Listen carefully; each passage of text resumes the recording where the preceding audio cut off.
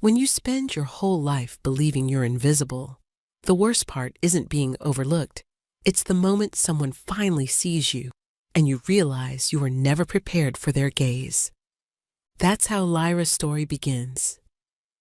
The day of the great bonding ritual is the day dreams prove to be delusions. They'd been her refuge since childhood, these fantasies of finding her fated mate, of someone choosing her above all others, of the bond mark appearing on her wrist in brilliant silver instead of remaining the dull gray of the unmated. Growing up, she'd clung to the foolish hope that perhaps a kind alpha would see past her lowly omega status, that someday her unremarkable scent would call to someone powerful, that the shame of being forgotten would transform into the joy of being cherished. But hope was a treacherous thing, as it turned out, because when it's finally crushed, you suffer not just the pain of your circumstances, but the ache of having dared to dream at all. The morning mist clung to the sacred grove like ghostly fingers, refusing to lift even as the sun climbed higher. Lyra stood at the very back of the assembled Omegas, her plain brown dress a stark contrast to the silks and satins surrounding her. The bonding ritual happened only once every 5 years, and every unmated Omega in the kingdom was required to attend. At 22, she was among the oldest here. Most Omegas found their mates by 18. Those who didn't were considered defective, their sense too weak to attract a worthy alpha. Matron Vera, the stern woman who ran the Omega house where Lyra had lived since her parents died when she was 10, constantly reminded her of this harsh reality. "Stand straight!" Matron Vera hissed now, her voice dripping with disapproval. "You're representing our establishment, even if you're hardly our best advertisement." Lyra's cheeks burned with familiar shame, but she straightened her spine. Around her, the other Omegas preened and whispered, their excitement palpable like electricity in the air. They wore their finest dresses, their hair arranged in elaborate styles that must have taken hours, their pulse points dabbed with expensive enhancing oils to make their scents more alluring to potential mates. Lyra had none of these luxuries. Her mousy brown hair hung in a simple braid down her back, woven with nothing more than a strip of plain cloth. Her dress, while clean and carefully mended, had been patched so many times the original fabric was barely visible beneath the repairs. And her scent, what little there was of it, smelled of nothing more exciting than the herbs she tended in the Omega House garden. The drums began to beat with deep, resonant tones that seemed to vibrate through the earth itself, signaling the arrival of the alphas. Lyra's heart hammered against her ribs as the first figures emerged from the forest path like hunters seeking prey. These were the elite of their society, wealthy merchants with soft hands, respected craftsmen with proud bearings, minor nobles with entitled expressions, and warriors whose scars spoke of battles won. The ritual itself was elegantly simple in concept, brutally efficient in execution. The alphas would walk among the omegas, following their noses to find a scent that called to their inner wolf. When they found their match, they would offer their claiming bite. The omega could accept or refuse, though refusal was rare and often led to a life of shame and isolation. Lyra watched with growing melancholy as the first alpha, a broad-shouldered man with silver threading his temples, approached their group. His nostrils flared as he scented the air with practiced efficiency, and his predatory gaze locked onto Celestine, a golden-haired omega who stood near the front like a flower seeking sunlight. The girl's cheeks flushed pink with excitement as he approached, and when he extended his hand with formal grace, she took it without the slightest hesitation. The assembled crowd murmured approval as their bond marks flared to brilliant life. His appearing on his neck, hers materializing on her wrist, both glowing with the deep blue of a true mating bond. The sight made Lyra's chest ache with a longing she tried desperately to suppress, knowing such dreams were not meant for someone like her. One by one, the alphas moved through the crowd with the confidence of those accustomed to having their pick of available options. Some found their matches quickly, drawn by instinct to the Omega, whose scent sang to their wolf like a perfect melody. Others took their time, sampling different scents like connoisseurs at an expensive wine tasting. Each successful pairing was celebrated with enthusiastic cheers and well wishes from family and friends. Lyra remained untouched, unseen, forgotten in the shadows. She'd expected this outcome, had mentally prepared herself for it, but the reality still stung like salt in an open wound. As the morning wore on relentlessly and the crowd gradually thinned, she found herself surrounded by empty space.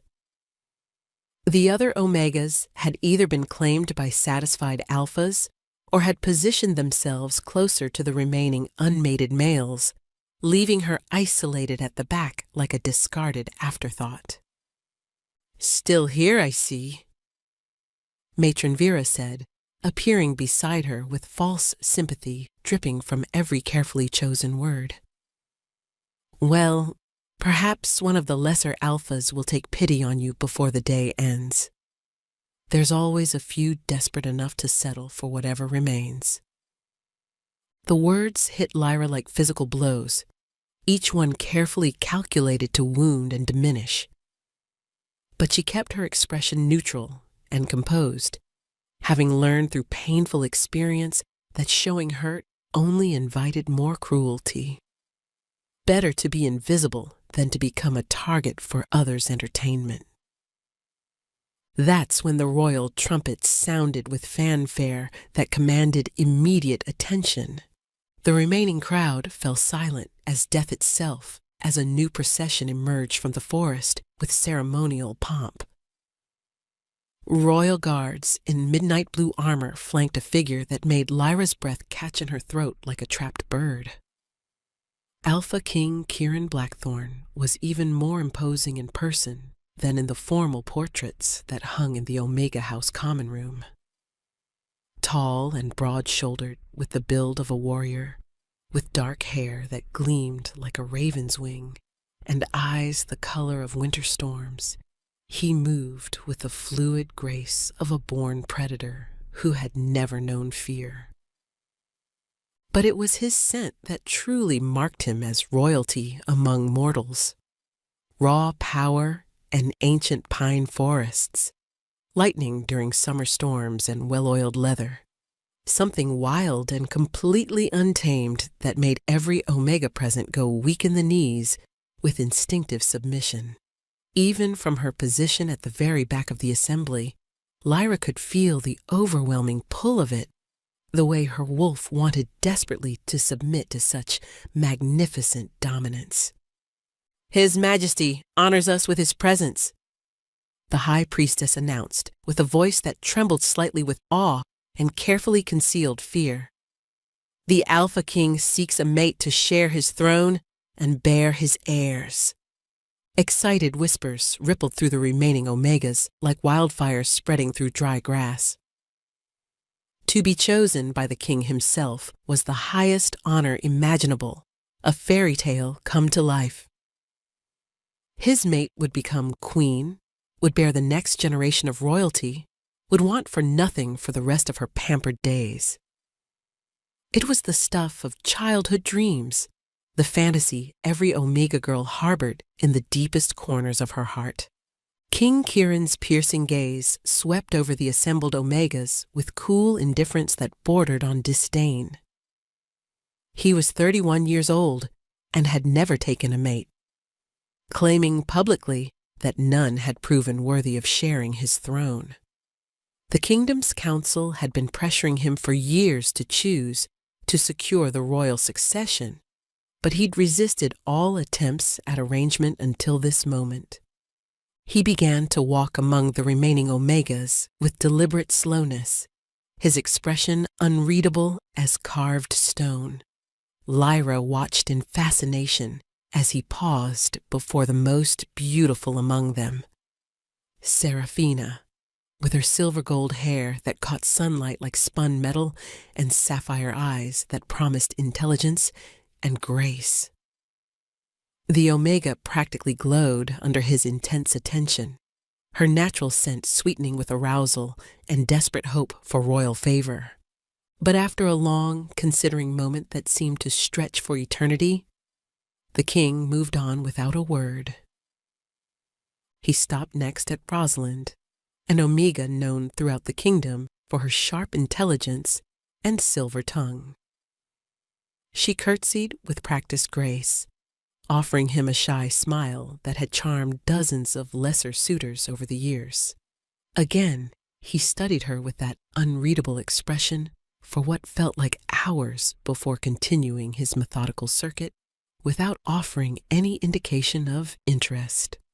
One by one, systematically, and without explanation, he rejected them all.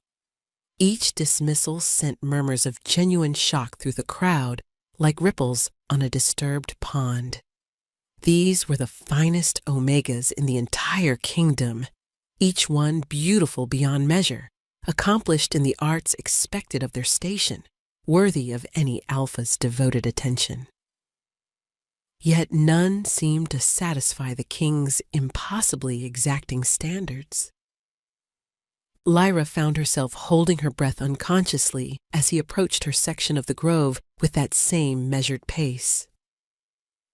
She pressed herself back against the ancient oak tree behind her, hoping its rough bark would somehow make her invisible to royal scrutiny.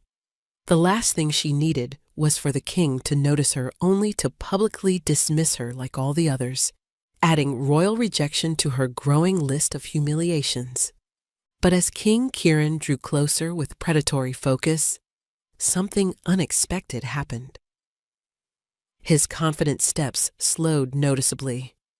His aristocratic nostrils flared wide, and his head turned slightly as if catching an entirely unexpected scent carried on the morning breeze. His storm-gray eyes swept over the remaining Omegas with sudden sharp intensity, searching for the source of whatever had captured his attention. And then, impossibly, his penetrating gaze landed directly on her trembling form. Lyra's entire world tilted violently on its axis. The king was looking at her, really, truly looking at her, with an intensity that made her skin feel too tight and her breath come in short, panicked gasps.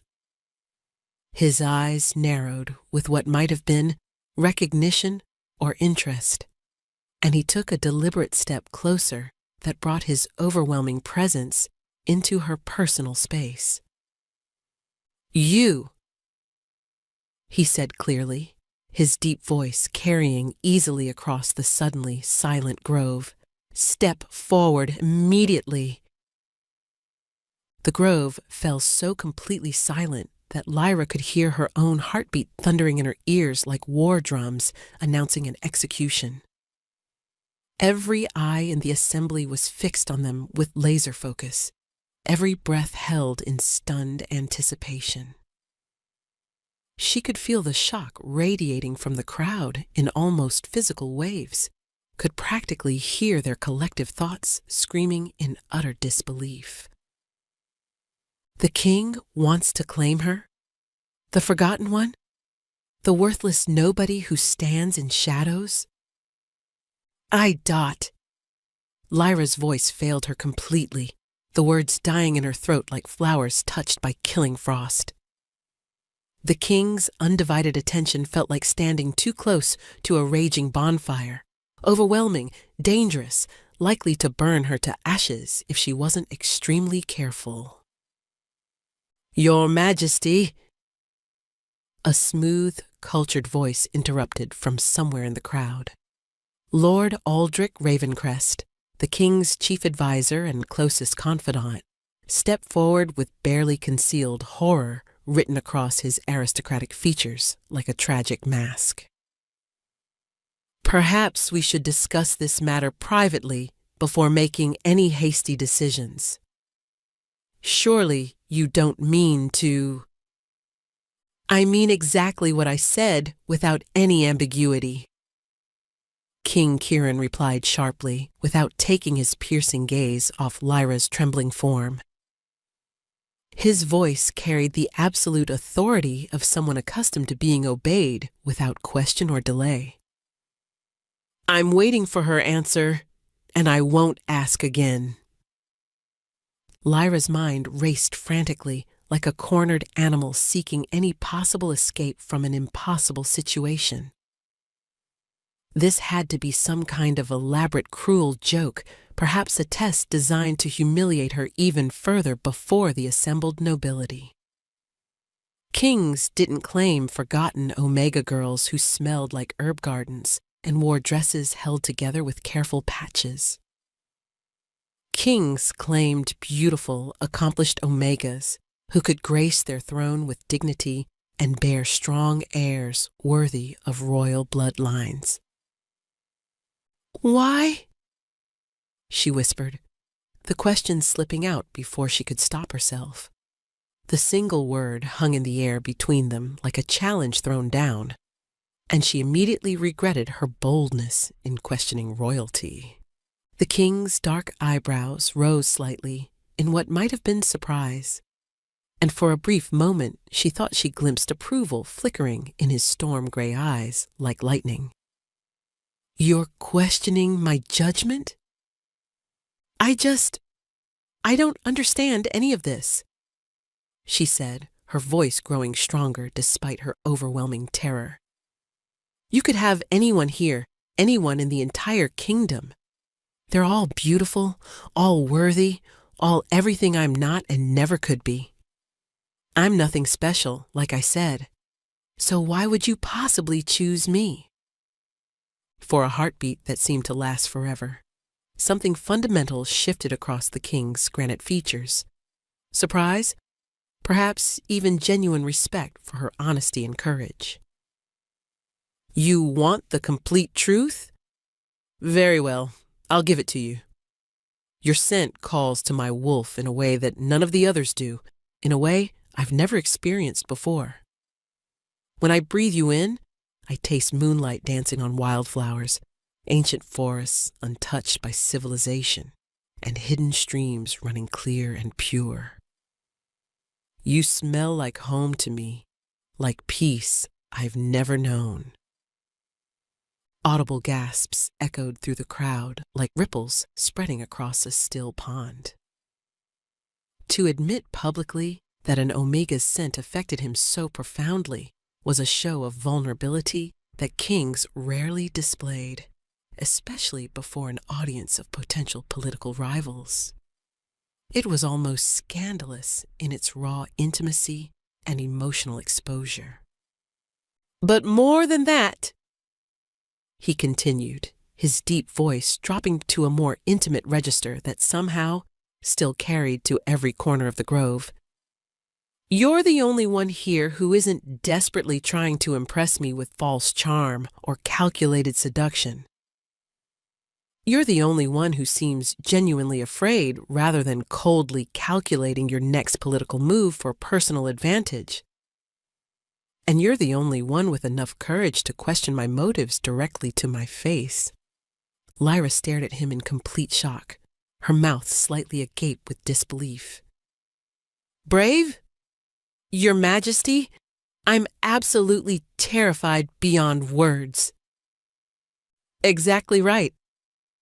His lips curved in what might have been the ghost of a genuine smile rather than the cold expressions she'd seen in royal portraits. "True courage isn't the absence of fear, little Omega. It's choosing to act despite that fear when action is required. So I'll ask you one final time. Would you accept my claim and become my mate? The crowd pressed closer with obvious excitement, their whispers growing louder and more urgent by the second. Lyra caught fragments of shocked conversation drifting on the morning breeze like autumn leaves. She must have used powerful enhancing oils. There's no other reasonable explanation. Probably some kind of dark magic or witchcraft to bewitch him. Absolutely embarrassing for the kingdom to have such a queen. Enough of this nonsense, the king commanded sharply, and immediate silence fell like a heavy curtain dropping. The next person who speaks out of turn will find themselves permanently banished from my lands. This is between myself and Lyra, and absolutely no one else has any say in the matter whatsoever. The casual use of her name, spoken with such easy authority, sent another involuntary shiver racing down her spine like electricity. She looked around desperately at the faces surrounding them, some genuinely shocked, others clearly angry, still others calculating their next political moves with cold precision. These were the people who'd ignored her existence completely for 22 long years, who'd made her feel invisible and worthless. Now they hung on her every word as if their own fates were somehow tied to her impossible decision. Matron Vera stood at the edge of the circle, her weathered face pale with disbelief and something that might have been genuine fear. This was the woman who'd told her just that morning that she'd be fortunate if any alpha took pity on her before the day ended. I need to know something important first, Lyra said, surprising herself with her growing boldness. The words came out steadier than she felt, though her hands trembled slightly at her sides. The king's advisor made a choking sound of pure outrage, but King Kieran merely nodded with what appeared to be genuine interest. Ask whatever you wish to know. Is this real?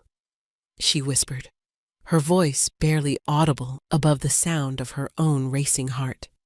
Or is this some kind of elaborate test, or punishment, or joke at my expense?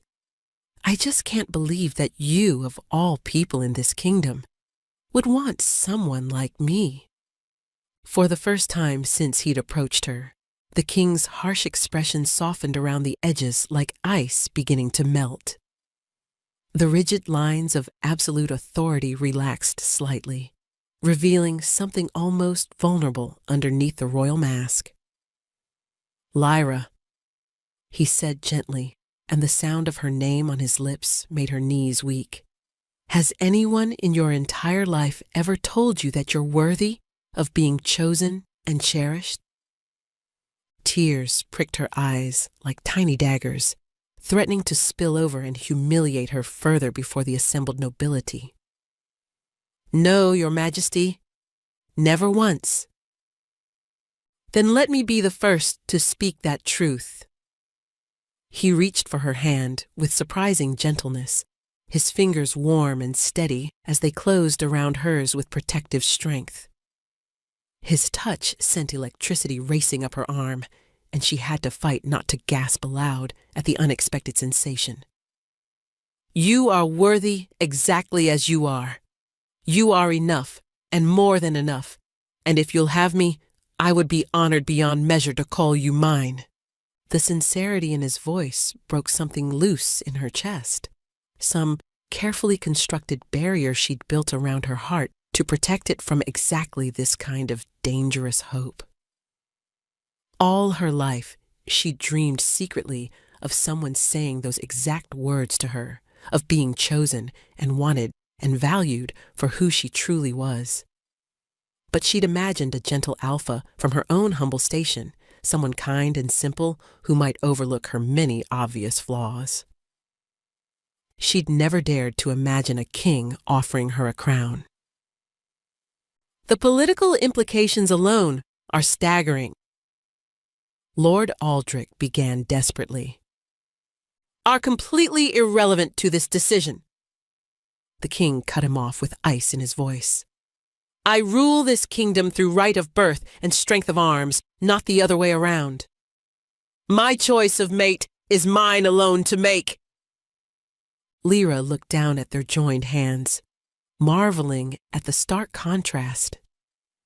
His was so much larger than hers, scarred from countless battles and rough from sword work, bearing the calluses of a warrior king who'd earned his throne through blood and steel. A hand that could command vast armies and reshape entire kingdoms with a gesture. And he was offering it freely to her. The claiming mark on her wrist pulsed faintly, responding to his proximity like a flower turning towards sunlight. It had been gray and lifeless her entire life, marking her as unclaimed and unwanted by any worthy alpha. But now it seemed to shimmer with the faintest hint of silver, as if awakening from a long, dreamless sleep. Yes, she breathed, the word escaping her lips like a prayer offered to distant gods. What was that? He asked, leaning closer so his intoxicating scent enveloped her completely. His natural fragrance made her wolf whimper with want and instinctive submission. Yes, she said more firmly, looking up into his storm-gray eyes with newfound determination.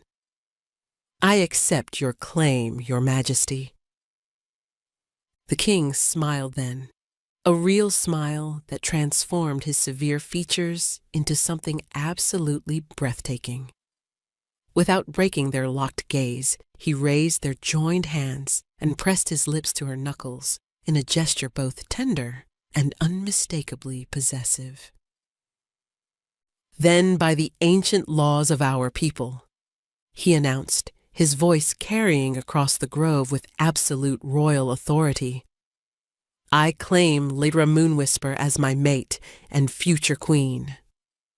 The claiming mark that blazed to life on her wrist burned like silver fire, brilliant and beautiful as it branded her permanently as his.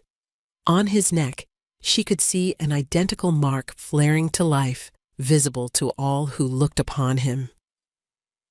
The mystical bond snapped into place between them like a bridge being built, sudden and permanent and absolutely unbreakable. The crowd exploded into complete chaos, enthusiastic cheers from some, angry protests from others, shocked exclamations from all. But Lyra barely heard any of it. Her entire world had narrowed to the man standing before her, the king who'd chosen her when no one else would, who'd seen something valuable in her that she'd never recognized in herself. What happens now? She asked, still dazed by the intensity of the bond forming between them like golden threads. Now, King Kieran said, his eyes never leaving hers. You come home with me, my queen. The carriage ride to the palace felt like traveling between two completely different worlds that had never touched before. Lyra sat across from King Kieran, acutely aware of every small bump in the road, every sideways glance he sent her way, every breath they shared in the intimate confines of the royal vehicle. The claiming marks on their skin had settled into a warm, constant connection she could feel humming between them, like a living thing with its own heartbeat. The landscape outside the carriage windows gradually transformed from wild, untamed forest to carefully cultivated fields where farmers tended their crops, then to the bustling outskirts of the capital city with its crowded market squares and merchant stalls. Finally, they arrived at the palace gates themselves, where guards in pristine uniforms snapped to rigid attention. "You're unusually quiet," Kieran observed as they passed through the ornate entrance where towering iron gates worked with intricate designs opened before them like arms welcoming her home. Lyra stared out at the impossibly grand architecture, towering white spires that seemed to scrape the very sky, golden domes that gleamed like captured sunlight, and gardens so perfectly manicured they looked like living artwork. Everything was overwhelmingly beautiful, overwhelmingly expensive, overwhelmingly far removed from anything she'd ever experienced in her simple life. "I'm trying to convince myself this is really happening," she admitted softly. "Having second thoughts already?" "Every second," she said with brutal honesty, then blushed at her boldness. "I'm sorry, Your Majesty. I didn't mean to sound ungrateful for this incredible opportunity." "Kieran," he interrupted gently, his voice softer and warmer than she'd heard it yet. "When we're alone together, call me Kieran. And please don't apologize for honesty. It's more refreshing than you could possibly know." The carriage rolled to a smooth stop before the main entrance, where what seemed like dozens of servants waited in perfect military formation. As Kieran helped her down with courtly grace, Lyra caught sight of her reflection in the polished carriage window and winced internally. Her simple dress and practical braided hair looked even shabbier against the palace's overwhelming grandeur. "Lady Astrid!" Kieran called to an elegant woman with silver-streaked hair who stepped forward from the precise line of servants. Despite her graceful curtsy, Lyra caught the unmistakable flash of disapproval in the woman's sharp blue eyes. "Please see that Lyra is made comfortable immediately. She'll need quarters befitting her new station and appropriate attire for her position as my mate." Lady Astrid's response was perfectly correct and professionally delivered, but Lyra could hear the strain underneath like a tightly wound spring. "Of course, Your Majesty. Shall I place her in the Rose Suite with the other visiting nobles?" "The Luna Suite," Kieran corrected firmly, his tone brooking absolutely no argument. "She is to be treated with the complete respect due to my mate and future queen, not as a temporary guest." If Lady Astrid was shocked by this pronouncement, she hid it well behind years of courtly training and professional composure. "As you wish, Your Majesty. I shall see to the arrangements immediately." Kieran turned to Lyra, his expression softening in a way that made her heart skip several beats. "I have urgent council meetings that cannot be postponed, matters of state that require my immediate attention and decision. Lady Astrid will help you settle in properly and orient you to palace life and expectations. We'll dine together this evening, and I'll answer any questions you might have." After he left, striding away with that predatory grace that marked him unmistakably as an alpha in his prime, Lady Astrid led Lyra through corridors that seemed to stretch on forever into the distance. The walls were lined with priceless tapestries depicting ancient battles and royal hunts, while marble statues of long-dead kings watched their passage with stone eyes that seemed to judge her worthiness.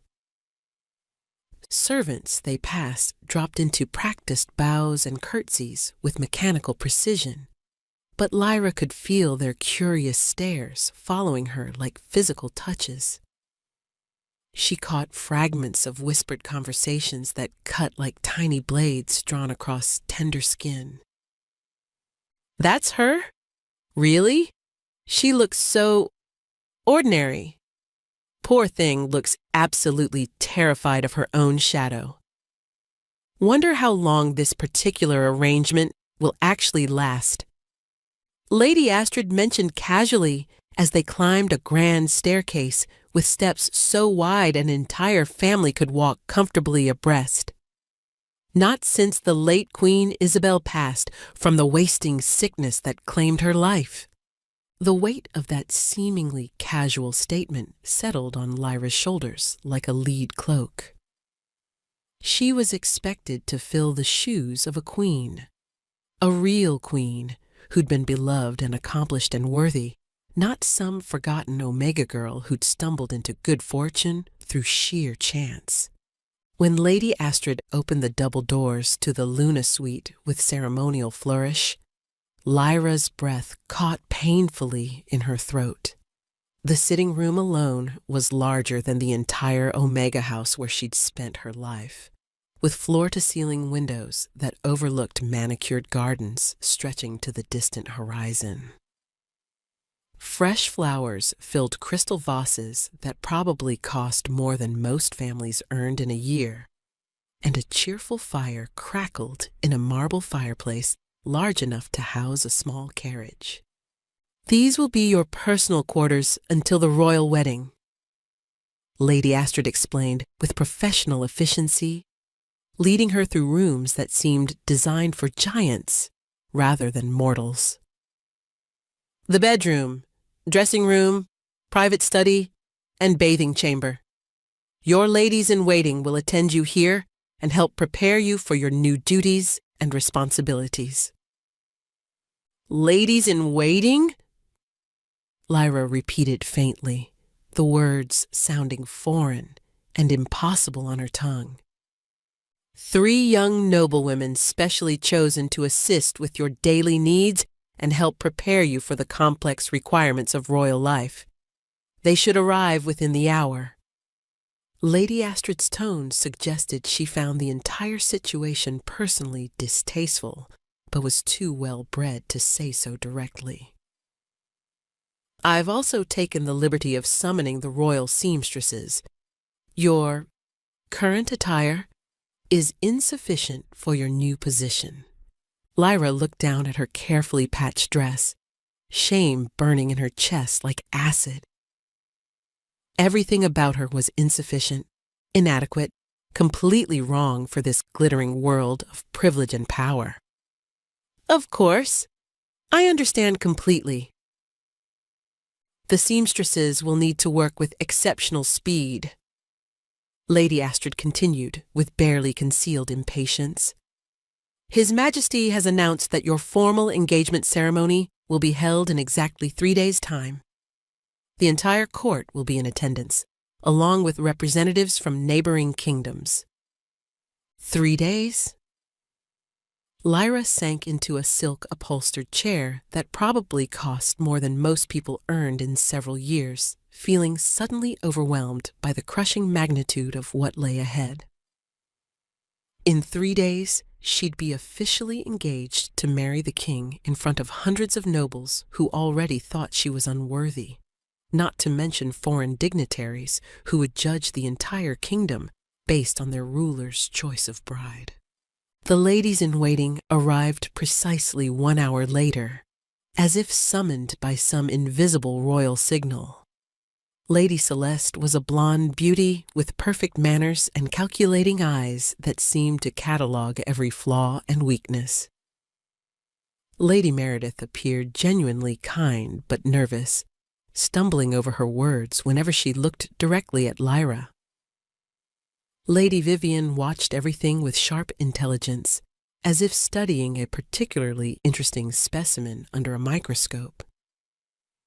The royal seamstresses followed in their wake like a small army of determined artisans carrying bolts of silk and satin in every color imaginable.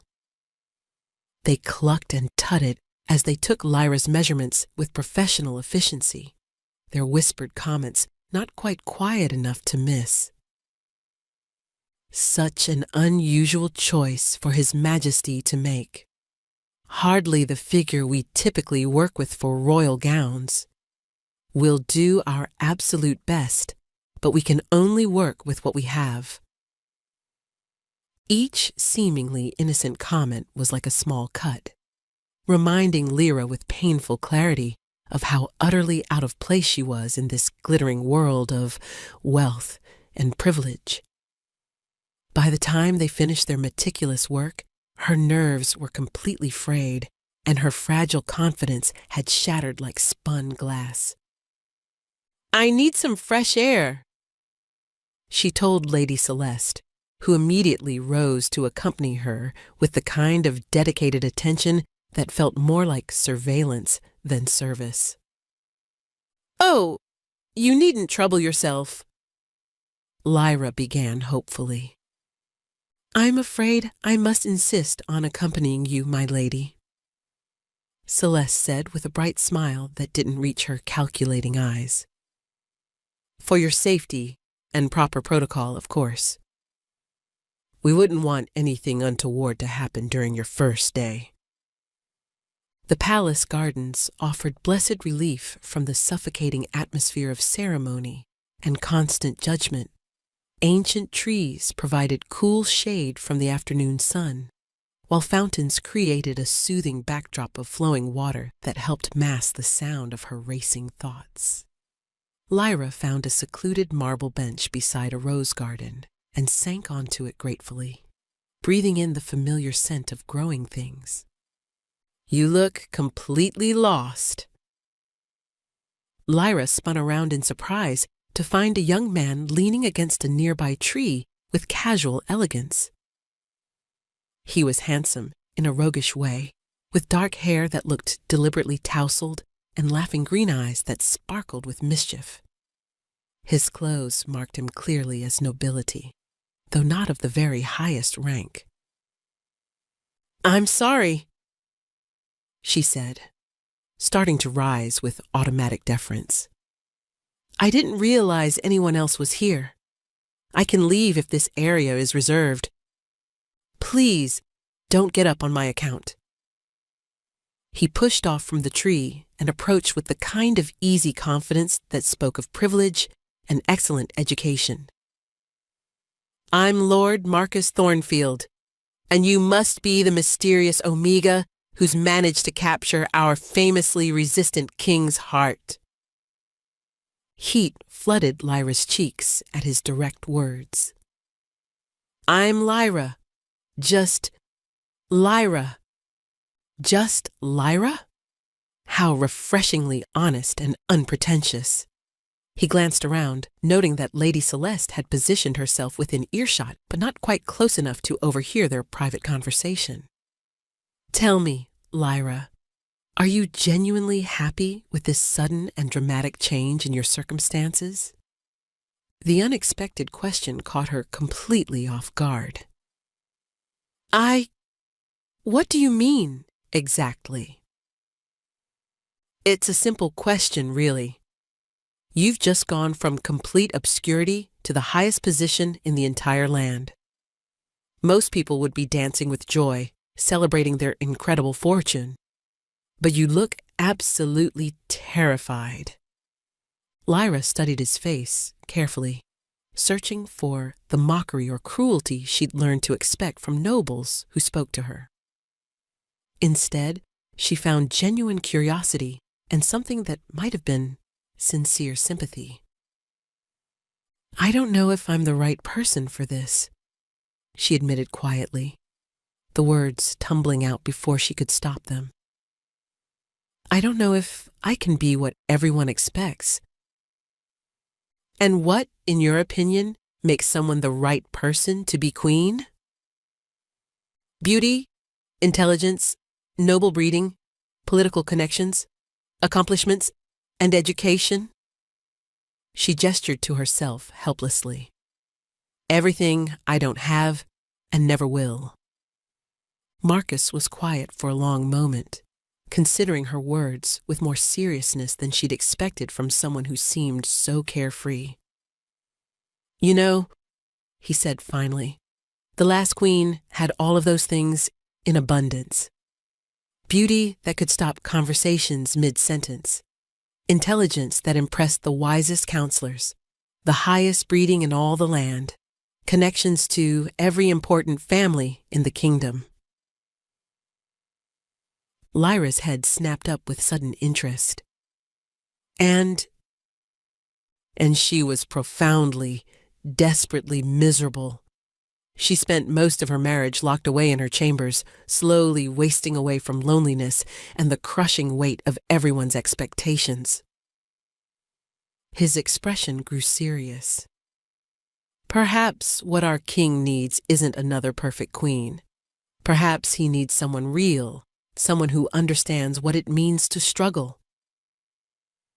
Before Lyra could respond to this startling revelation about the previous queen, the sound of approaching footsteps made them both turn. King Kieran emerged from the palace with purposeful strides, his expression shifting to something thunderous when he spotted them together in intimate conversation. "Lord Marcus?"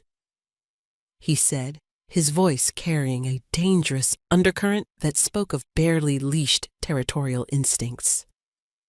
"I wasn't aware you'd returned from your diplomatic mission to the eastern provinces." Marcus straightened, but didn't look particularly worried by the king's obvious displeasure. "Just arrived this afternoon, Your Majesty. I was introducing myself to your lovely mate and offering my sincere congratulations on your excellent choice." The possessiveness in Kieran's gaze as it moved between them was unmistakable and oddly thrilling to witness. "I'm sure you were. Perhaps you should report to Lord Aldrich about your mission's success rather than lingering in the gardens." It was clearly a dismissal couched in polite terms. Marcus bowed with exaggerated elegance. "Of course, Your Majesty. Lady Lyra, it was truly a pleasure meeting you." After he left, Kieran joined Lyra on the marble bench, his posture still rigid with barely controlled tension. "What were you discussing with Lord Thornfield?"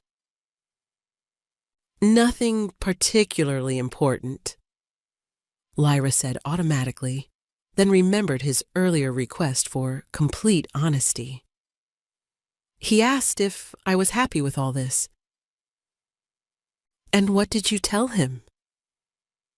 She met his eyes directly, seeing the vulnerability he was trying so hard to hide behind royal composure. "I told him I was scared." "Of me?" "Of failing you. Of being a disappointment to everyone who's watching and judging."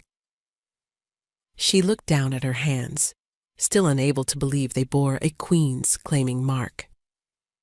"Everyone expects me to fail, you know. I can see it in their faces, hear it in their whispered conversations." Kieran was quiet for a long moment, and when he spoke, his voice was gentler than she'd ever heard it. "Lyra, look at me." She raised her eyes to his, struck once again by how impossibly beautiful he was, like something carved from marble by master sculptors and brought to life by divine intervention. "The only opinion that truly matters is mine," he said firmly, his gray eyes intense with conviction. "And I chose you, not because you're perfect, but because when I breathe in your scent, something in my chest unclenches for the first time in years. When you look at me, I don't see calculation or ambition or political maneuvering. I see honesty, courage, and a kind of strength that can't be taught or faked." She nodded, though she wasn't entirely sure she understood what he saw in her that others missed. "Good. Now, shall we go in to dinner? I believe Cook has prepared something special in honor of your arrival." As they walked back toward the palace together, Lyra couldn't shake the feeling that she was walking toward either her greatest triumph or her most spectacular failure. In 3 days, she'd be officially engaged to this man, this king, who seemed to see something in her that she'd never seen in herself. She only hoped she could find a way to live up to whatever it was he saw, before the weight of everyone's expectations crushed her completely. The engagement ceremony was a glittering spectacle that felt more like a public execution to Lyra's overwhelmed senses. She stood beside Kieran on the palace's grand balcony, wearing a gown of midnight blue silk that the royal seamstresses had worked around the clock to complete. The claiming mark on her wrist had been highlighted with delicate silver embroidery that caught the light with every movement, marking her unmistakably as the king's chosen mate for all to see. Below them, hundreds of nobles filled the courtyard like a sea of silk and precious jewels, their faces upturned in expressions ranging from polite curiosity to barely concealed skepticism to outright hostility. Foreign dignitaries occupied places of honor, their presence adding international weight to what should have been a celebration, but felt more like a trial by fire. Lyra's hands trembled uncontrollably as she gripped the marble balustrade, trying desperately to project a confidence she didn't feel. The weight of so many eyes was absolutely crushing, each gaze feeling like a physical touch, judging her appearance, her posture, her worthiness to stand beside their king. "Breathe slowly and deeply," Kieran murmured beside her, his voice pitched so low only she could hear. "You're doing perfectly. They can sense fear like predators, but they respect strength even more." But Lyra could hear the whispered conversations, even from this great height, carried on the evening breeze like poison designed to wound. "She's pretty enough, I suppose, but hardly what one would call queenly material. I heard she was living in an Omega house like a common servant before this. What could His Majesty possibly see in such an unremarkable creature? Mark my words, this unfortunate arrangement won't last the year." The high priestess concluded the formal announcement with a blessing that seemed to go on forever, her ancient voice calling upon the gods to witness and sanctify this union. When she finally finished with ceremonial flourish, the crowd erupted in polite applause that sounded hollow and forced to Lyra's sensitive ears. Kieran raised their joined hands high above their heads, and the claiming marks blazed with silver light that was visible even to those in the very back of the massive courtyard. "My lords and ladies," his voice carried across the space with absolute royal authority, "I present to you my chosen mate and your future queen, Lady Lyra Moonwhisper." More applause followed, though Lyra noted with growing unease how many faces below remained stony and completely unconvinced. As they turned to go back inside the palace, she caught sight of a familiar figure in the crowd. Matron Vera, wearing her finest dress, but still looking thoroughly out of place among the wealthy nobility. The woman who had raised her with constant criticism and disappointed sighs now stood, watching her ward become a queen. Their eyes met for a brief moment across the distance, and Lyra saw something she'd never seen before in Matron Vera's weathered expression. Regret, perhaps, or the dawning realization that she'd been terribly wrong about the girl she'd dismissed as worthless. The reception afterward proved even more challenging than the ceremony itself. Lyra found herself surrounded by nobles who smiled with their mouths, while their eyes remained cold and calculating. They asked pointed questions about her background, her education, her plans for the kingdom, all carefully designed to highlight her inadequacies and expose her as the fraud they believed her to be. "Tell me, Lady Lyra," said Duchess Evelyn Fairfax, a woman whose beauty was as sharp and cutting as her silver tongue. "What experience do you have in managing a royal household? The late Queen Isabel oversaw 17 different departments and maintained personal correspondence with diplomatic contacts across 6 kingdoms. I'm sure I have much to learn," Lyra replied carefully, feeling heat creep up her neck like a spreading rash. Every word felt like a confession of her complete inadequacy. "Indeed," the Duchess agreed with false sweetness that dripped like honey-coated poison. "Perhaps you might benefit from studying Queen Isabel's extensive personal journals. She was quite meticulous in documenting proper royal protocols and expectations." Before Lyra could respond to this thinly veiled insult, another voice cut through the conversation like a blade through silk. "Duchess Fairfax!" Lord Marcus appeared at Lyra's elbow with perfect timing, offering the Duchess a charming smile that somehow managed to seem genuinely threatening. "How lovely to see you spreading your particular brand of wisdom and encouragement. Tell me, how is your eldest son faring these days? Still struggling with those unfortunate gambling debts, I hear?" The Duchess's face paled visibly beneath her carefully applied cosmetics.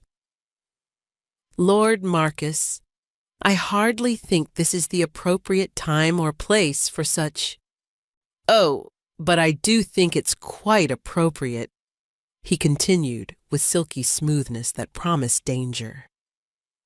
"I find it fascinating how much one learns about the true character of our nobility when they assume no one of real importance is paying attention to their behavior." The Duchess excused herself hastily, practically fleeing to the safety of another conversation circle. Marcus turned to Lyra with a genuine smile that warmed her more than she cared to admit.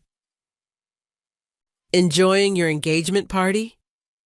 he asked with barely suppressed amusement. "Immensely," Lyra replied dryly. "Nothing I love more than being dissected in public by people who've already decided I'm completely unworthy." Marcus laughed, a rich sound that drew curious glances from nearby conversations. "There's that refreshing honesty Kieran mentioned.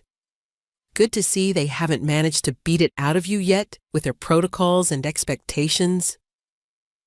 "Yet being the operative word— Oh, they'll certainly try. Court has a way of grinding down anything real or authentic until it fits their narrow definitions of propriety. But I have a feeling you're made of much sterner stuff than they realize." Before Lyra could ask what he meant by that cryptic statement, Kieran appeared at her side with the swift silence of a hunting cat. His expression darkened visibly when he saw Marcus standing so close to her. "Thornfield," he said coolly, his voice carrying undertones that spoke of barely leashed territorial instincts. "Don't you have somewhere else you need to be?" "Actually, no," Marcus replied with cheerful defiance. "I was just telling your lovely mate how much I admire her resilience in the face of these political vultures.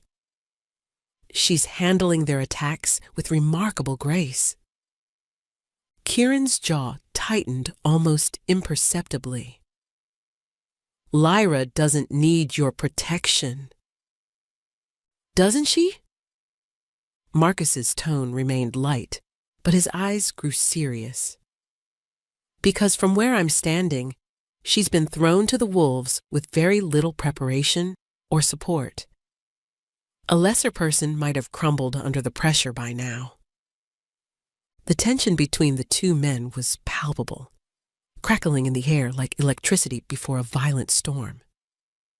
Lyra found herself stepping between them before the situation could escalate further. "Perhaps we should—" she began. "Your Majesty?" Lord Aldrich appeared with his usual impeccable timing, though his face was grim with obvious urgency. "The delegation from the Northern Territories has arrived ahead of schedule. They're requesting an immediate audience regarding the border disputes." Kieran hesitated, clearly unwilling to leave Lyra alone with Marcus and the circling court predators. "It can wait until tomorrow morning." "I'm afraid it cannot, sir. They've brought news of renewed hostilities that require your immediate attention and response." Lyra could see the conflict warring in Kieran's features, duty against desire, responsibility against protectiveness. "Go," she said softly, touching his arm with gentle fingers. "I'll be fine. This is important." He looked like he wanted to argue, but years of kingship had taught him to prioritize the kingdom's needs above personal desires. "I'll return as quickly as possible," he promised, then turned to Marcus with a warning look that could have frozen summer itself. "Behave yourself, Thornfield." After Kieran left, Marcus offered Lyra his arm with exaggerated formality. "Shall we escape to the gardens before the next wave of social assassins descends? I suspect you could use some air that isn't poisoned with false courtesy." The gardens provided blessed relief from the suffocating atmosphere of the reception. They walked in comfortable silence for a while, the soft sound of fountains masking their footsteps and providing privacy from potential eavesdroppers. "You're not what I expected," Marcus said eventually, his tone more serious than she'd heard from him before. "What did you expect? Someone more calculating, I suppose. The kind of woman who would use her sudden elevation to seek revenge on those who wronged her, or to accumulate power for its own sake." He glanced at her sideways. "But you seem genuinely overwhelmed by all this, almost innocent in your reactions." "Because I am overwhelmed," Lyra admitted, stopping beside a fountain whose dancing water caught moonlight like liquid diamonds. "A week ago, I was nobody special. Now I'm supposed to be a queen, and I have absolutely no idea how to do any of it successfully." "What if I told you that the key to being a good queen has nothing whatsoever to do with protocol or politics or knowing which fork to use at elaborate state dinners?" "What do you mean?" Marcus was quiet for a moment, seeming to weigh his words carefully. "The late Queen Isabel, for all her perfection and accomplishments, never really knew the people she ruled. She lived in an ivory tower of privilege, surrounded by luxury and flattery, completely insulated from the struggles of ordinary citizens." "That hardly seems like a failing. Isn't that what royalty is supposed to do?" "Is it?" He turned to face her fully. "Lyra, this kingdom has been ruled by perfection for generations. Beautiful, educated, well-bred rulers who never had to wonder where their next meal was coming from or whether they'd have a roof over their heads tomorrow. And what has that gotten us? A court full of sycophants and a people who feel increasingly disconnected from their leaders." Lyra frowned, considering his words. "You're saying the kingdom needs an imperfect queen?" "I'm saying it needs a real one. Someone who remembers what it feels like to be forgotten, to struggle, to fight for every scrap of dignity and respect." His expression grew earnest. "But they won't make it easy for you. The nobles will test you constantly, trying to prove you don't belong. and some of them will do far more than just test. A chill ran down Lyra's spine, despite the warm evening air. What do you mean by that? Before Marcus could answer, the sound of approaching footsteps made them both turn. Lady Celeste emerged from the shadows between the trees, her face flushed with exertion and something that might have been excitement. "My lady," she said breathlessly, "His Majesty has concluded his meeting and is looking for you. He seemed quite concerned when he couldn't locate you immediately." As they walked back toward the palace, Lyra couldn't shake the feeling that Marcus had been trying to warn her about something specific and dangerous. But warn her about what, exactly? She found her answer the very next morning. Lyra woke to find Lady Astrid waiting in her sitting room with barely concealed agitation radiating from every line of her perfectly composed figure. "My lady," she said without preamble, "there's been what one might call a significant situation that requires immediate attention." "What kind of situation?" Lyra asked, though she suspected she wasn't going to like the answer. "Several of the most prominent noble families have submitted a formal petition to the Royal Council, questioning the validity of your claim to the throne." Lady Astrid's voice was carefully neutral, but Lyra could see the satisfaction gleaming in her eyes like a hidden blade. "They're calling for a test of worthiness to be conducted immediately." Lyra felt her blood turn to ice water in her veins. "What exactly is a test of worthiness?" "An ancient law that allows the nobility to challenge a royal mate's fitness to rule when they believe the choice was made in error or haste. If the challenge is formally accepted, the mate must prove their worthiness through a series of trials designed to test their character, wisdom, and strength." Lady Astrid shrugged with feigned indifference. "If they fail any portion of the testing, if they fail, the mating bond can be dissolved by royal decree, and the king must choose another mate within 1 year's time." Lyra sank into the nearest chair, feeling the room spin around her like a child's top. This was it, the trap that had been waiting for her all along, the proof that she truly didn't belong in this glittering world of power and privilege. Can Kieran refuse the challenge? He could, Lady Astrid admitted with obvious reluctance. But it would be seen as an admission that he doubts your abilities and fitness himself. The political ramifications could be quite significant for his reign and authority. So this was the test Marcus had tried to warn her about, the proof that she truly didn't belong in this rarefied world. Lyra closed her eyes, feeling the familiar weight of inevitability settling on her shoulders like a lead shroud.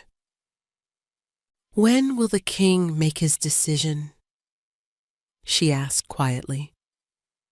"He's meeting with the full council at this very moment, my lady." Lyra nodded numbly, though inside she felt like screaming. She'd known this fairy tale was too good to be true, too perfect to last. Kings didn't really choose forgotten Omega girls from the dregs of society, and when they did, there were always consequences to pay. But as she sat there drowning in self-pity and despair, something Marcus had said the night before echoed in her mind with stubborn persistence. "I have a feeling you're made of much sterner stuff than they realize." Maybe she was. Maybe it was finally time to find out exactly what she was made of. The forgotten Omega girl was about to discover just how much fight she actually had in her. Kieran found her in the garden where they'd first walked together, sitting on the same marble bench where she'd confessed her deepest fears about inadequacy and belonging. He approached slowly, his expression unreadable as carved stone, and Lyra's heart sank like a stone dropped in deep water. She could see the decision written in his rigid posture before he even opened his mouth to speak. "You accepted the challenge," she said quietly, the words tasting like ashes on her tongue. He sat beside her with careful deliberation, close enough that she could feel the warmth radiating from his powerful body like heat from a forge. "I had to accept it, Lyra. I had no real choice in the matter." "No, you didn't have to." She turned to face him fully, studying the sharp, aristocratic angles of his face in the morning light. "You could have refused outright. You could have protected me from this public humiliation. And spent the rest of our lives, however long they might be, dealing with constant whispers that I knew you were unworthy but was too besotted to admit it." His voice was rough, with barely controlled emotion. "Lyra, you don't understand the political realities at play here. If I had refused the challenge, they would have spent every single day of our marriage waiting for you to fail, questioning every decision you made, undermining your authority at every possible turn." She wanted to argue with his logic, but she could see the painful truth in his reasoning. "What exactly are the trials I'll face?" 3 tests conducted over 3 consecutive days. First, a formal demonstration of intellect and wisdom before the assembled court. Second, a test of character and compassion involving real judgments that will affect our citizens' actual lives. Third, ... He hesitated, and she could see reluctance in every line of his body. "Third what, Kieran?" "A trial by combat to prove your strength and worthiness in battle." Lyra's stomach dropped like a stone falling into an abyss. "Combat? But I'm an Omega with no training in weapons or fighting. I wouldn't last 30 seconds against any real warrior." "The ancient law allows for a champion," Kieran interrupted quickly, relief evident in his voice. "You can choose someone to fight in your name and on your behalf. And if my chosen champion loses the combat?" The silence that stretched between them was answer enough. Death, failure, the end of everything they'd barely begun to build together. "Who's organizing and overseeing these trials?" she asked, though she suspected she already knew the answer. "A council of 5 noble families, led by Duke Reginald Blackwood." Kieran's expression darkened like a storm cloud gathering on the horizon. "He's opposed my rule since the day I took the throne. This challenge is as much about undermining my authority as it is about testing your worthiness." Lyra nodded grimly, pieces of the political puzzle clicking into place with ominous clarity. "He wants to choose your queen himself, doesn't he?" "He wants to choose everything himself," Kieran corrected with bitter accuracy. "But that's not your concern or burden to bear. Your focus should be entirely on preparing for the trials ahead." They sat in contemplative silence for several long moments, the weight of the coming challenges pressing down on them both like a physical force. Birds sang in the trees overhead, oblivious to the human drama unfolding beneath their branches. "Kieran," Lyra said finally, her voice barely above a whisper, "what happens if I fail? What happens to us?" He turned to look at her directly, his storm gray eyes intense with conviction and something deeper. You won't fail. I have complete faith in your abilities. But what if I do fail? I need to know what we're risking here. Then we'll face whatever consequences come together, he said firmly, reaching for her hand and threading their fingers together with gentle strength.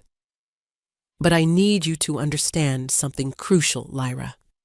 Win or lose, succeed or fail, I chose you. And I will continue choosing you every single day, whatever the cost to my crown or kingdom. The first trial was held in the Great Hall, with representatives from every major noble house in attendance like witnesses to an execution. Lyra sat at a polished oak table in the center of the vast room, feeling like a specimen under a microscope being examined by hostile scientists. The 5 council members faced her from an elevated platform, their expressions ranging from openly skeptical to barely concealed hostile. Duke Blackwood, a silver-haired man with cold blue eyes that reminded her of winter ice, served as the chief questioner and judge. Lady Lyra, he began, his voice carrying clearly through the hall with practiced authority. You stand before this distinguished assembly as our king's chosen mate, yet you demonstrably lack the traditional qualifications for such an exalted position. Please explain to this gathering why you believe yourself capable of ruling this ancient and proud kingdom. Lyra had expected this exact question and had spent the previous sleepless night crafting her response with meticulous care. Your Grace? She said, surprised by how steady her voice sounded.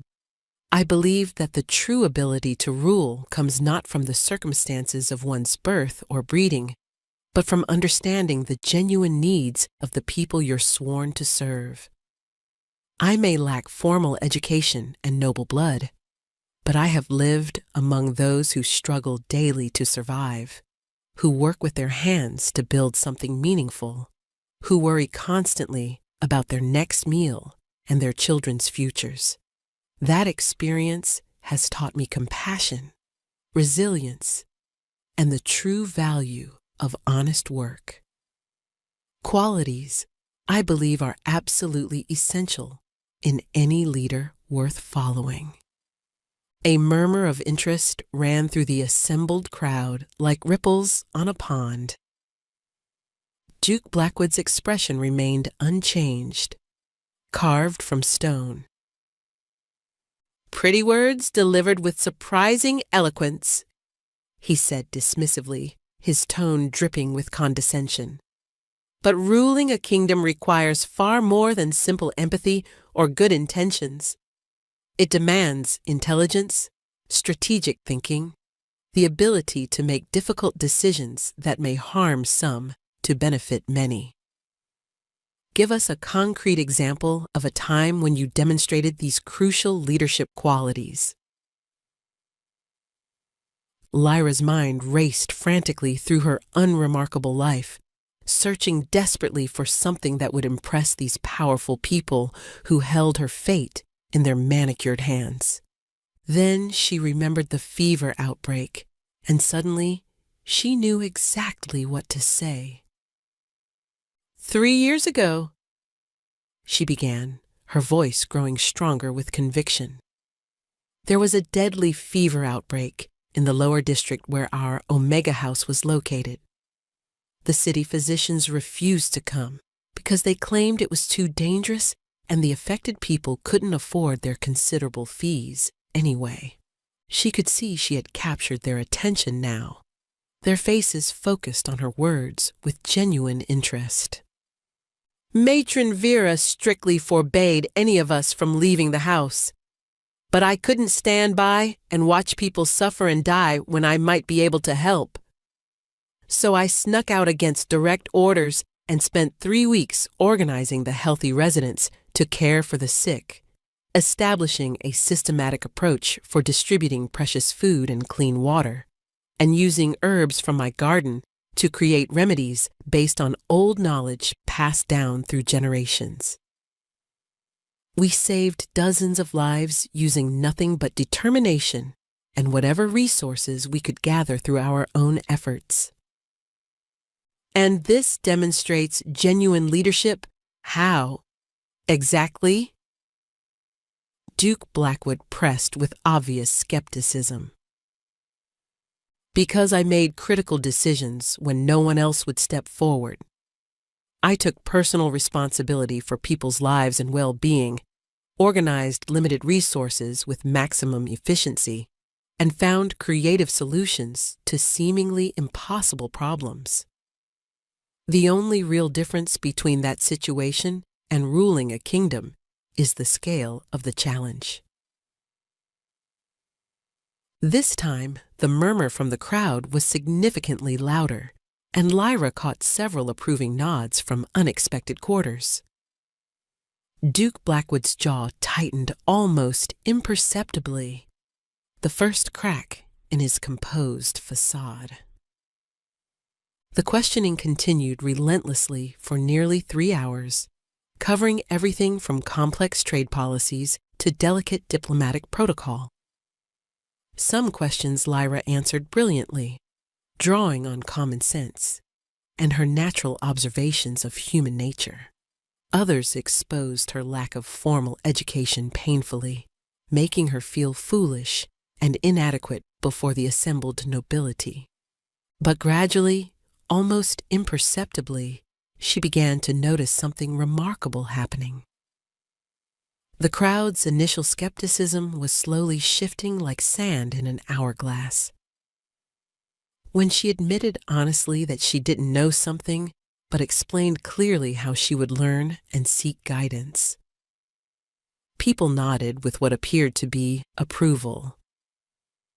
When she offered practical, compassionate solutions to theoretical problems, she saw genuine respect dawning in previously hostile faces.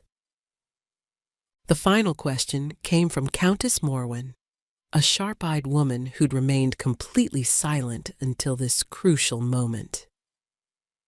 "Lady Lyra," she said with crisp precision, "if you discovered that a decision made by the king was actively harming the people of this kingdom, would you have the personal courage to oppose him publicly, even knowing the potential consequences?" The entire hall fell silent as death itself. This was clearly an elaborate trap, carefully designed to force her to either admit she would undermine her own mate or prove she lacked the moral backbone to stand up for what was right when it truly mattered. Lyra looked up at Kieran, who sat in the royal box watching with an expression that revealed nothing of his thoughts. Then she turned back to face the Countess with newfound determination. "I would speak with him privately first," she said clearly, her voice carrying to every corner of the vast hall. Marriage is supposed to be a true partnership, and partners should discuss their disagreements in private before involving others or making public spectacles. But if I truly believed he was wrong, and private discussion failed to change his mind or his course, then yes, I would stand up publicly for what I believed was right, regardless of any personal cost to myself or consequences for my position. Because my duty to the people of this kingdom must always come before my own comfort, convenience, or even safety. The silence that followed stretched like a taut bowstring for what felt like hours. Then Kieran began to clap, slowly and deliberately, the sound echoing through the hall like thunder. Gradually, others joined in until the entire assembly was applauding with what sounded like genuine enthusiasm. Duke Blackwood's face remained stone as he announced through gritted teeth, "The first trial is now concluded. The council will deliberate immediately and announce our decision this evening." As the crowd began to disperse with excited chatter, Lyra remained seated at the table, suddenly overwhelmed by exhaustion. She'd given everything she had, poured her heart and soul into every answer, but would it prove to be enough? "That was exceptionally well done," a familiar voice said beside her. She looked up to find Lord Marcus approaching, his expression unusually serious and thoughtful. "Was it enough to pass?"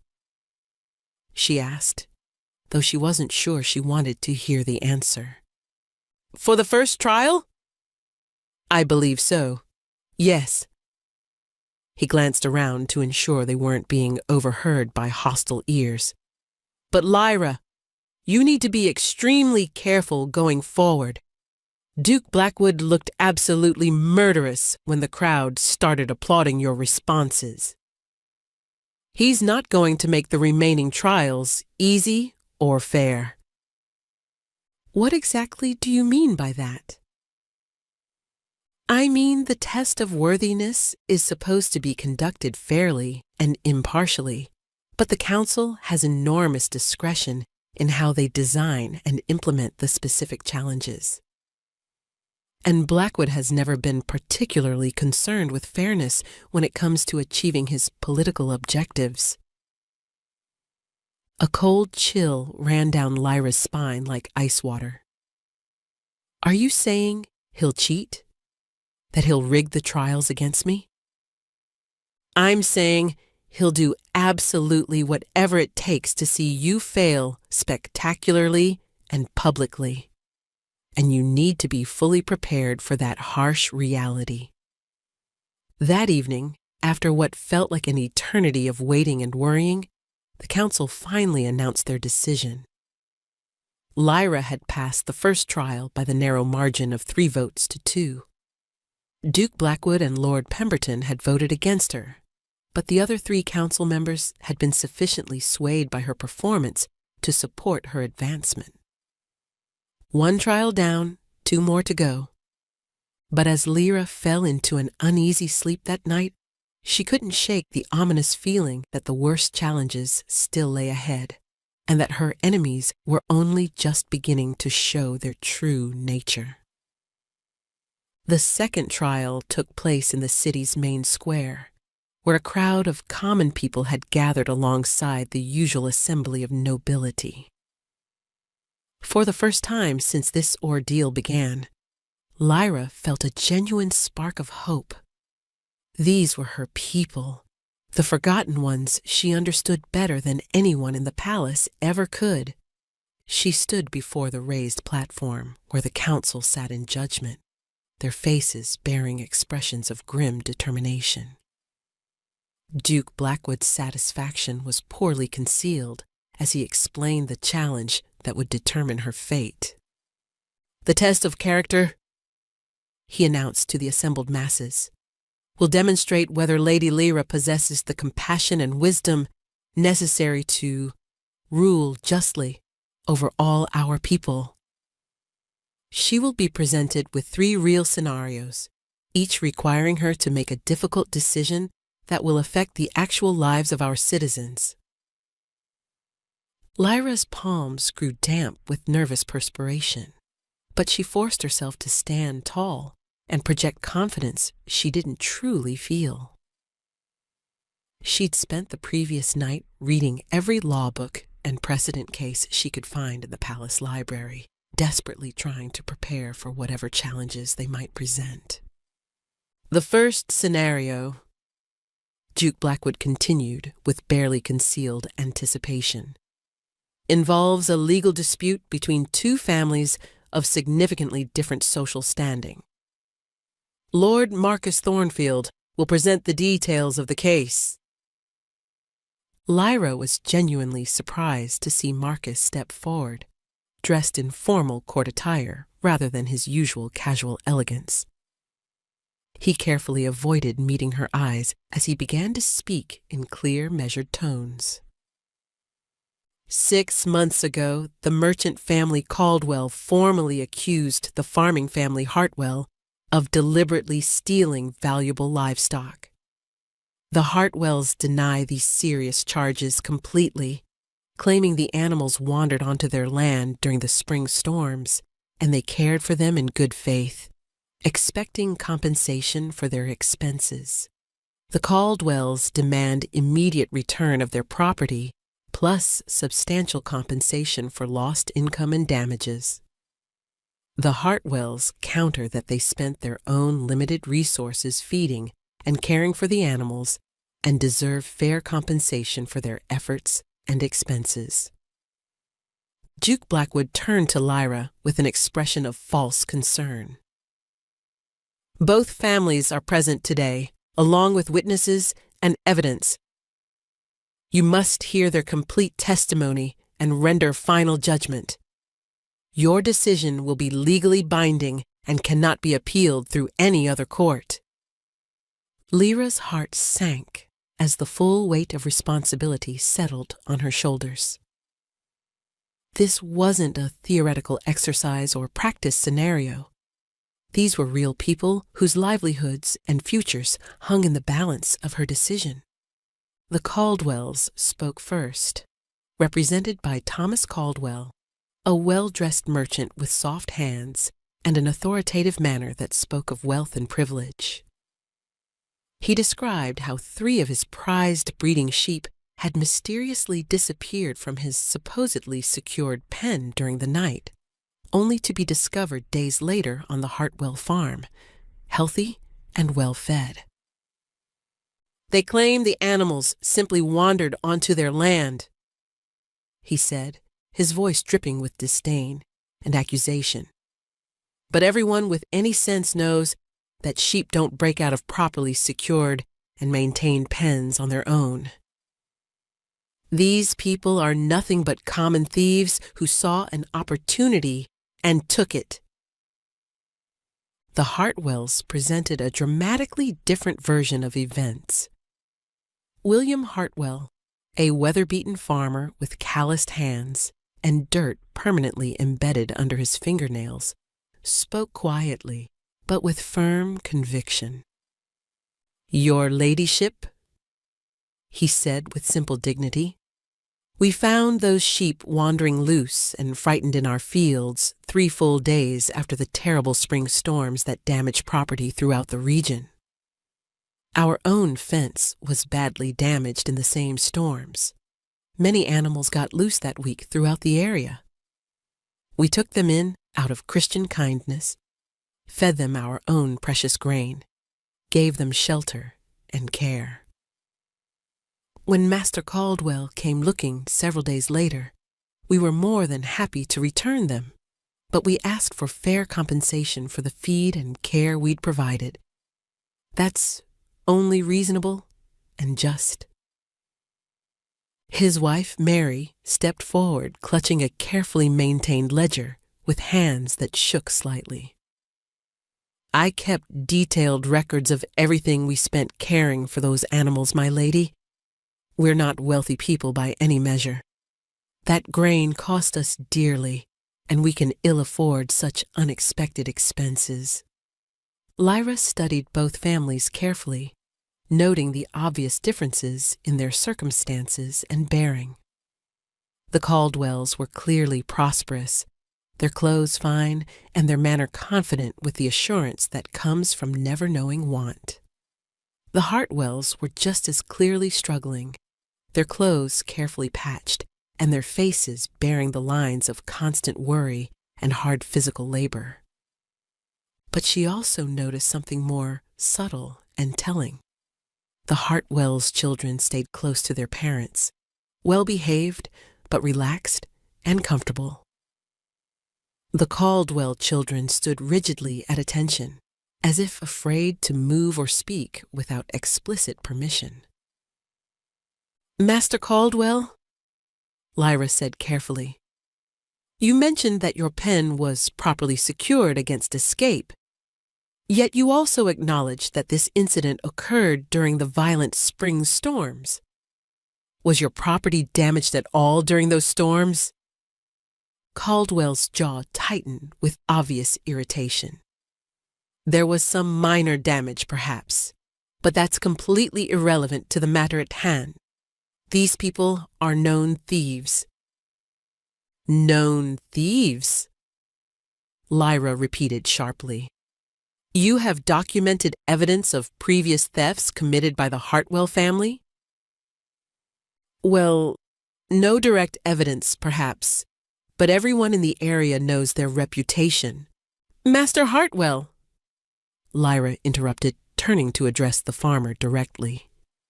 "You stated that you found the sheep 3 days after the storms ended. Can anyone verify this timeline and your actions?" "Aye, my lady," he replied immediately. "Our neighbor Jacob witnessed us bringing them in and caring for them. And the village blacksmith can verify exactly when we purchased the extra grain to feed them properly." Lyra considered the evidence carefully, acutely aware that everyone present was watching her every expression and gesture. The legal precedent would be important for future cases, but the perception of fairness and justice was equally crucial. "It seems abundantly clear to me," she said finally, "that both families acted in complete good faith according to their understanding of the situation. Master Caldwell, you lost your livestock through no fault of your own when the storms damaged your property. Master Hartwell, you provided care and shelter for lost animals at considerable personal expense, as any good neighbor and decent person should do." She paused dramatically, looking between the two families with careful consideration. "Therefore, I rule that the sheep should be returned immediately to Master Caldwell, as they are rightfully his property. However, Master Caldwell will fairly compensate the Hartwells for the documented cost of feed and care, as recorded in Mistress Mary's careful ledger. Additionally, both families will work together to repair the storm damage to their respective properties, because neighbors should support each other in times of need, rather than seeking to profit from misfortune." A murmur of warm approval ran through the crowd like a wave. Both families looked genuinely satisfied with the decision, and even Duke Blackwood seemed unable to find any fault with the judgment's fairness and wisdom. The second scenario proved far more emotionally challenging. A young woman named Elena, barely 18 and 7 months pregnant, had been caught stealing bread from a baker's shop. Her husband had died in a tragic mining accident, leaving her with no means of support and no family willing to help. Master Willem, the baker, demanded full punishment under the existing law, public flogging followed by imprisonment. "If we allow thieves to go unpunished for any reason," he argued with righteous indignation, "what's to stop everyone from stealing whatever they need or want?" Elena, little more than a girl herself, stood trembling before the platform, like a leaf in the wind. Her clothes were little better than rags, her face gaunt with hunger and desperation, her swollen belly a stark reminder of the life she carried and needed to protect. Lyra felt physically sick as she contemplated the harsh reality before her. The law was absolutely clear. Theft was punishable by flogging and imprisonment, regardless of the circumstances. But how could any civilized person order a pregnant woman flogged for the crime of trying to feed herself and her unborn child?